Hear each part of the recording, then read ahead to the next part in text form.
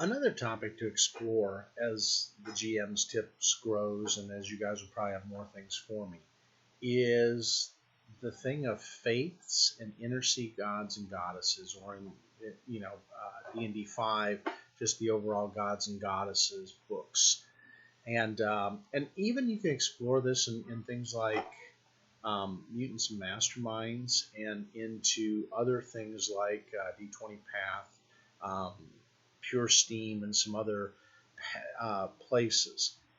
How does faith affect the characters, the area, and the dangers or goods in an area? And I think so often as GMs we gloss over the topic of faith. And it can be faith that nothing exists. It can be something like in the Inner Sea with Rahadum, which is faith in man over gods and goddesses because they don't trust what gods and goddesses have brought them. So it's kind of a true atheistic society. They do believe in gods and goddesses, they just don't worship them. It's forbidden, in fact. The Pure Legion would eradicate those who are of the faith. And then there are the things of what does a god or goddess bring to the table? And I think as GMs, that's an area we really need to study on a little bit, is on these gods and goddesses. And what is their effect? So like in D&D, you have Nerul, or you have, they've actually adapted Saren Ray over there, which I thought was kind of interesting.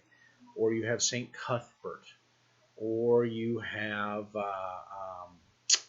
Vecna. Vecna is always an interesting one. Or you have the Inner Sea gods and goddesses like Mistra and that bunch. Or not, excuse me, not Inner Sea, that would be Faerun. I'm sorry to those of Faerun, I just insulted by saying that.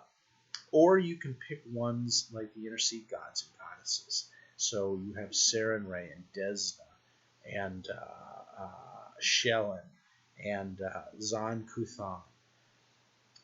It's interesting how faith can really shape a character's actions. And you can influence that as a GM, and I mention that because gods and goddesses and their messengers have an amazing effect on those who have faith or lack it. A perfect example is Death's Heretic. It's a great book if you haven't read it for the Pathfinder game system out of Pathfinder Tales. It talks about a guy who used to be a pure legionnaire from Rahadum, the place I told you that's kind of atheistic. And he makes a last-ditch prayer to save his wife because she is dying. He comes home to find her dying. And he prays to Pharasma and says, "Please, goddess, I will do anything, just save her." So Pharasma takes him up on it. He saves her life. But then she hates him and kicks him out. And then it goes from there. And you pick up kind of after that fact, and he does some flashbacks, but basically he is the reluctant champion of Pharasma. He hates her. He hates working for her, but he does her deeds because he prayed that she would save the woman he loved, and he owes her. And that's a neat path to take players on. You can have a god or goddess step in that's not theirs and save their existence.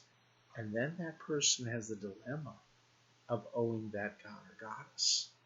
And see, that becomes really interesting because you can take that path so many directions as a GM, and you can let them fight against the goad and really say, I'm not going to like, serving this god or goddess, even though they did something for me.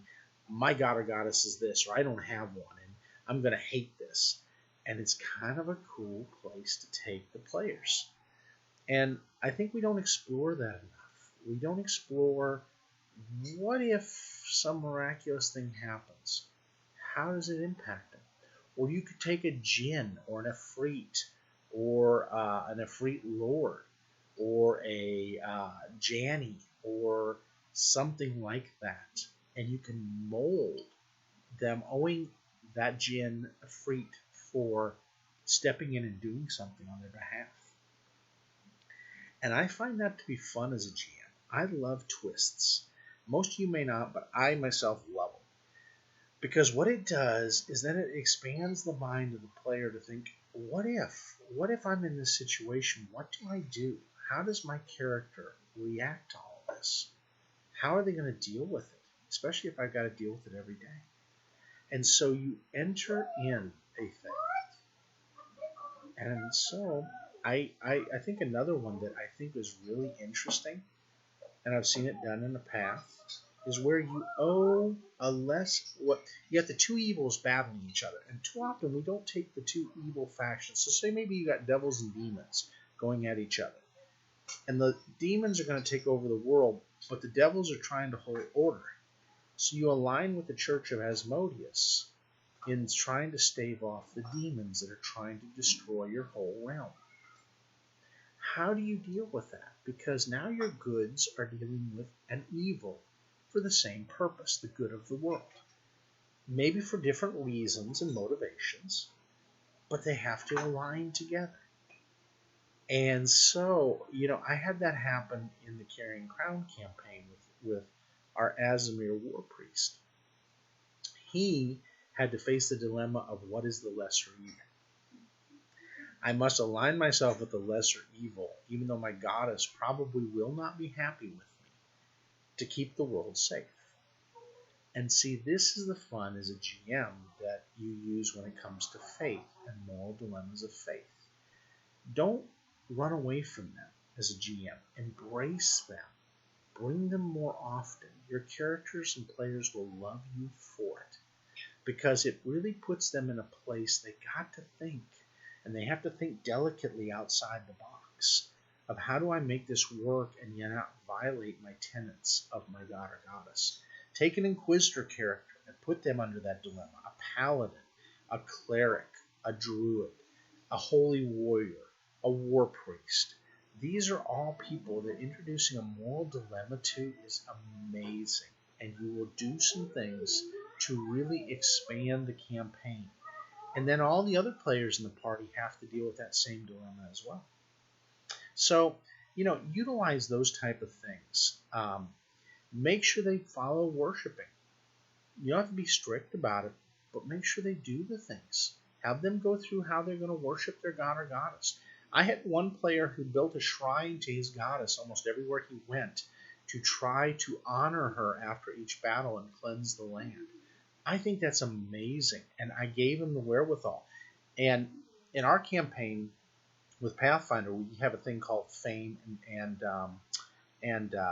not fortune, but it's fame and prestige. And you can earn both as you go along. It's kind of how glorious are you and how well are you recognized in an area.